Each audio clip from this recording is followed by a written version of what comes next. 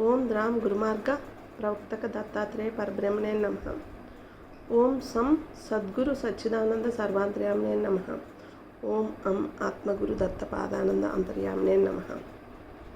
హిమాలయ యోగులకు, దివ్యాత్మ స్వరూపులకు, విశ్వాత్మ స్వరూపులకు, సద్గురువులకు, సర్వాంతర్యామికి, సచ్చిత్ ఆనంద స్వరూపమైన హనుమాన్ గుహ మహాత్ముని యొక్క స్వస్వరూపమైన సంత దత్తపాదానంద యోగ రామానుజాచార్యుల వారికి హృదయపూర్వక శతకోటి వందనములు. ఈనాడు మనం పాశ్చాత్య భాషకు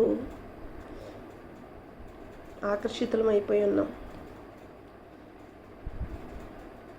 ఈనాడు మనకి పుట్టినప్పటి నుంచి ఐ, ఇయర్, హెయిర్, లిప్ అయ్యే నేర్పుతున్నారు. నేర్పడం వల్ల శరీరమే పరిమితం అనుకుని జీవిస్తున్నాం. కానీ సనాతన ధర్మంలోని చిన్నతనం నుంచి వారికి సంస్కృతాన్ని వల్లివేసేవారు. ఎదుటివారి యొక్క జీవన విధానం ఎంతో ఉన్నతంగా ఉంటే వాళ్ళని చూసి నేర్చుకుని మార్చుకునేవారు. ఈరోజు మన మెదడు పరిమితంగానే ఆలోచిస్తుంది. సనాతన ధర్మంలో వారి మెదడు చాలా చురుకుగా పనిచేసి ప్రతి దానిని తమకు తాముగా నేర్చుకునే విధంగా వారి యొక్క జీవన విధానం ఉండేది.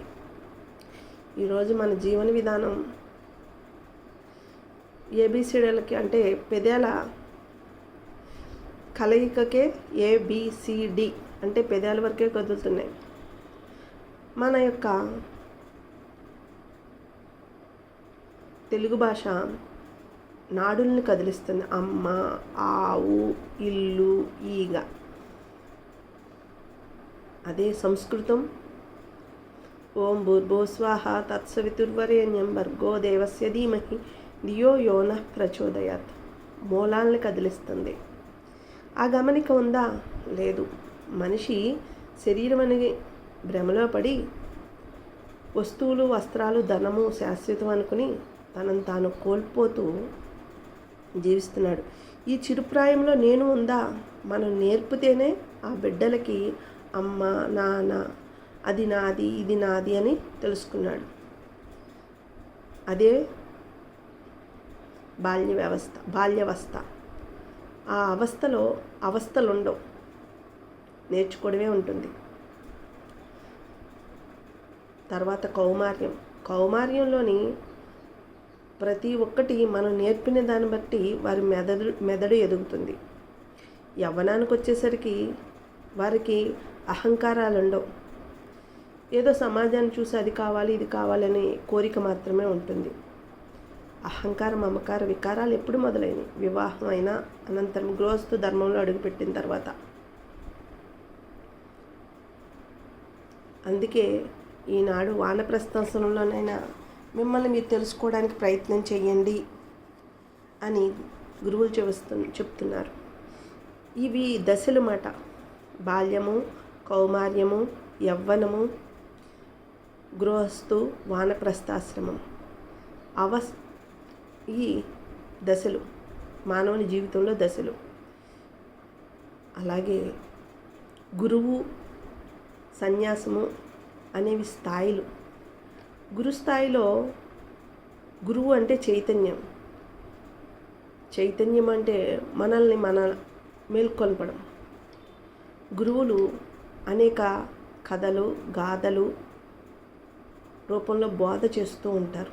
వారి యొక్క జీవన విధానం అనుసరిస్తే మనం అవస్థను దాటి సమాజంలో ఒక వ్యవస్థగా మారుతాం. అందుకే మనలో మానవత్వం, దైవత్వం, ఋషిత్వం, యోగత్వం ఉంది. మానవత్వం అంటే మనం ఎవరి నుంచి ఆశించకుండా, ఎవరిని శాసించకుండా ఉన్నది నలుగురికి పెడుతూ మన జీవన విధానంలో మనల్ని మనం పెంచి పోషించుకోవడం. అంటే 100 రూపాయలు సంపాదిస్తే దానిలో 10 తీసి 2 రూపాయలు. 100 రూపాయలు సంపాదిస్తే అదే 1000 సంపాదిస్తే, అదే లక్షలు సంపాదిస్తే 10 రూపాయలు తల్లిదండ్రులకి, 10,000 సంపాదిస్తే 100 రూపాయలు తీస్తాం పక్కన. 10 రూపాయలు తల్లిదండ్రులకి, 10 రూపాయలు చిన్నతనం నుంచి నేర్పిన సంస్కారమైన గురువులకి పండో ఫలమో తీసుకెళ్ళడం, సంవత్సరానికి ఒకసారి అయినా, లేకపోతే 6 నెలలకు ఒకసారి అయినా, లేదా 3 నెలలకు ఒకసారి అయినా తల్లిదండ్రులకి వెళ్ళినప్పుడు వాళ్ళకి ఏ ఏ ఆహారం ఏదేది కావాలో అది ఏర్పరుస్తూ ఉంటే వాళ్ళ కళ్ళల్లో ఆనందమే మనకు ఆశీస్సులు. గురువులకి తీసుకెళ్తే ఆహా, నేను నేర్పిన బిడ్డ ఎంతటి వాడయ్యాడా అని వాళ్ళ కళ్ళల్లో ఆనందం ఆశీస్సులుగా మారతాయి. అలాగే సమస్త జీవరాశులకి ఆహారం లేక అలమటించిపోతూ మానవులతో పాటు అనేక జీవరాశులు ఉన్నాయి, సూక్ష్మాతి సూక్ష్మంగా. వాటికి మనం తినే ఆహారాన్ని పెడుతూ ఎక్కడికి వెళ్ళినా మనకు ఎదురవుతే ఏదైతే ఆహారం తింటాయో వాటికి ఇవ్వడం చెయ్యాలి. ఆ తర్వాత కుటుంబంలో లేని వాళ్ళకి మనకన్నా లేని వాళ్ళు ఉంటారు. మనం మన వరకు పరిమితం చేసుకోకుండా వస్తువు కానీ, వస్త్రం కానీ, ధనం కానీ వాళ్ళకి ఏదో ఒక ఆర్థిక సాయంగా చేస్తూ ఉండాలి.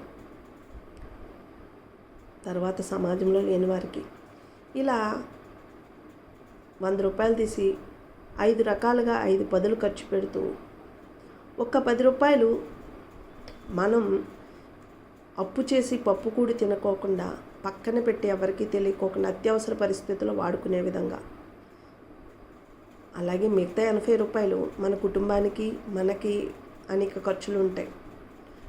అలాగని సమాజం యొక్క తీరుతెన్నుని చూసి ఏదో సంపాదించాలి, అలానో ఉండాలని ఊహలతో, కోరికలతో జీవిస్తే అది వచ్చిన దాన్ని దాన ధర్మ సేవ చేస్తే అది దానం అనరు. కోరికలతో జీవించడం ఎందుకు, దానం చేయడం దేనికి, పుణ్యం కొద్దీ. అది సనాతన ధర్మంలో మహాత్ములు అనుసరించిన జీవన విధానం. అంటే మనం పూజించే దైవాలు అనుసరించిన విధానం. ఆ విధానాన్ని అనుసరిస్తే వాళ్ళకి మళ్ళీ ఎప్పుడూ ఆనంద ఆరోగ్యాలతో ఉంటాం. ఈరోజు మనం ధ్యానము చేస్తున్నాం, పూజ చేస్తున్నాము, జపం చేస్తున్నాం. ఎందుకు చేస్తున్నాం అనే గమనికుందా? జపం చేయడం వల్ల చూసినవి కోరుకుంటూ ఉంటాం.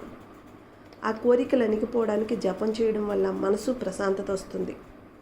ధ్యానం మన శ్వాస మీదో లేకపోతే జ్యోతి మీదో ఎరుక కలిగి ఉంటాం. అంటే మనం చేసే పని మీద ఎరుక కలిగి ఉండటం ధ్యానం.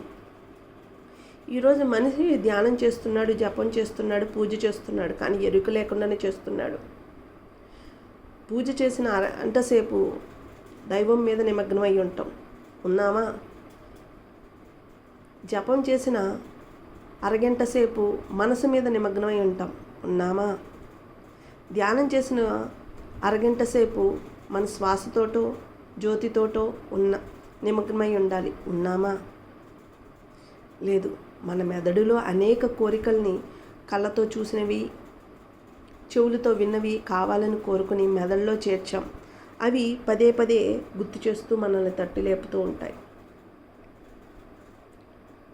మనల్ని సాధనలోకి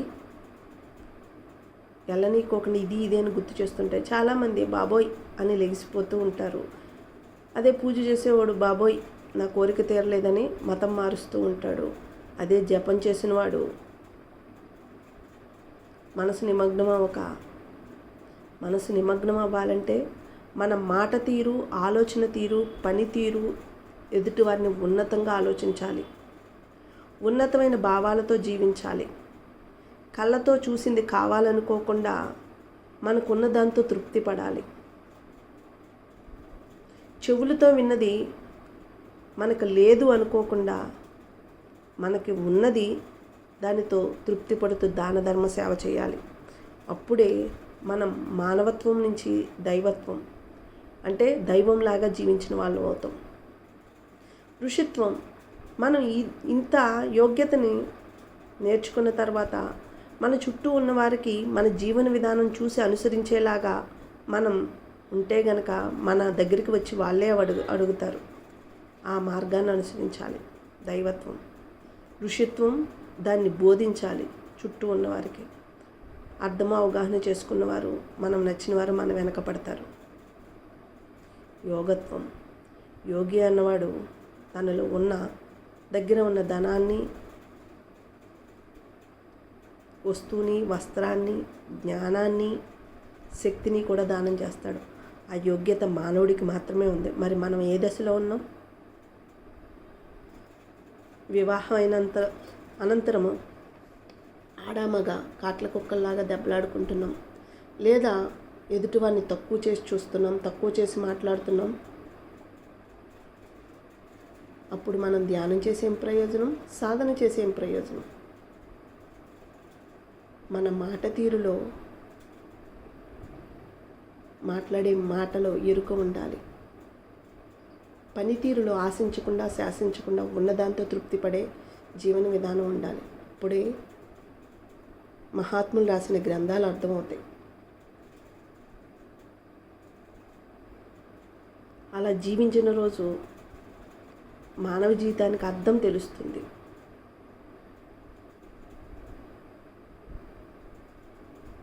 దాన్ని బోధించిన రోజు అంతరార్థం అయ్యేట్టు బోధించగలుగుతాం. అప్పుడే మన జీవితానికి పరమార్థం ఏర్పడుతుంది. అందుకే ఈ మానవ జన్మ ఎత్తాం. ఒకరిని ఎక్కువగా ఒకరిని తక్కువగా చూస్తూ ఈనాడు 199 మంది బిడ్డల్ని వస్తు వస్త్ర వ్యామోహాలలో ధనమే జీవితమనిగా పెంచుతున్నారు. ధనాన్ని కానీ వస్తువుని కానీ వస్త్రాన్ని కానీ ఇక్కడే వదిలేసి వెళ్తాం. మనం తీసుకెళ్ళేది మనతో కూడా జ్ఞానం మాత్రమే. ఆది నుంచి ఈనాటి వరకు అనేక జన్మలు తీసుకున్నాం. అందుకనే పెద్దలు అంటూ ఉంటారు, ఏనాడు చేసుకున్న కర్మకో బాధ్యుడు అయ్యావని. మరి ఈ జన్మలో ఇంకా బాధ్యులు అవుదామా? మనల్ని మనం మార్చుకుందామా? మహాత్ముల యొక్క జీవన విధానం అనుసరిద్దామా? ఎవరికి వారు నిర్ణయించుకోవాలి, ఎవరిని వారు మార్చుకోవాలి. మన భాష ఇంగ్లీష్కి పరిమితం అవుతామా? తెలుగు అనే పదాన్ని వివరిస్తూ సంస్కృతాన్ని వల్లివేస్తామా? ఇక్కడ మనం ఎదుటివారిని ఒక్కొక్కరిని ఒక్కోలాగా చూసామంటే మనం చేసే సాధనకి ఎటువంటి ఫలితమూ ఉండదు. ఈరోజు ఎందరికో గృహస్థ ధర్మాన్ని వహిస్తూ హిమాలయాలు పోవాలని లేదా కుటుంబాన్ని వదిలిపోవాలని కోరికలు ఉంటాయి. దూరపు కొండలు ఎప్పుడూ నునిపే. అక్కడికి వెళ్ళాక కానీ తెలియదు. అక్కడ మనకు మళ్ళీ మెంటల్ స్ట్రెస్ తోటే గృహస్థ ధర్మాన్ని వదిలేసే వచ్చిన వాళ్ళు చాలామంది ఉంటారు. అంతర్గృహాలకు చేరాలి అంటే మహాత్ముల యొక్క ఆశీస్సులు ఉండాలి. మన యొక్క తొందరపాటుతనంతో ముందుకు సాగిపోవడం కాదు. మనం మారాల్సింది ముందుగా గృహస్థ ధర్మంలోనే. బయట ఏమీ లేదు. వారి యొక్క జీవన విధానం మనం పూజించే ఆరాధించే దైవం యొక్క జీవన విధానంలోనే ఉంది అంతరార్థం అంతా, పరమార్థం అంతా. వారిని అనుసరిస్తే కదా మన జీవితానికి అంతరార్థం తెలుస్తుంది. మన జన్మకి పరమార్థమే ఏర్పరచుకున్న వాళ్ళం అవుతాం. ఇక్కడ లేని, ఈ చిన్న వయసులో లేని మనసు ఎక్కడి నుంచి మొదలైందో కనిపెట్టండి. ఎవరు మనలో అహంకార మమకార వికారాలు పెంచారో గుర్తించండి.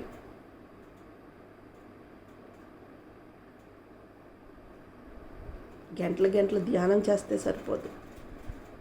మనసుని, మాటని, పనితీరుని మార్చాలని పదే పదే మహాత్ములు బోధిస్తూ ఉంటారు. యద్భావం తద్భవతి. మన భావన ఏదైతే ఉందో మన శరీర వ్యవస్థ అలాగే ఉంటుంది. మన మాట తీరు ఎలా అయితే ఉందో మన చుట్టూ ఉన్న వాతావరణం కూడా అలాగే ఉంటుంది. మారాల్సింది మనమే.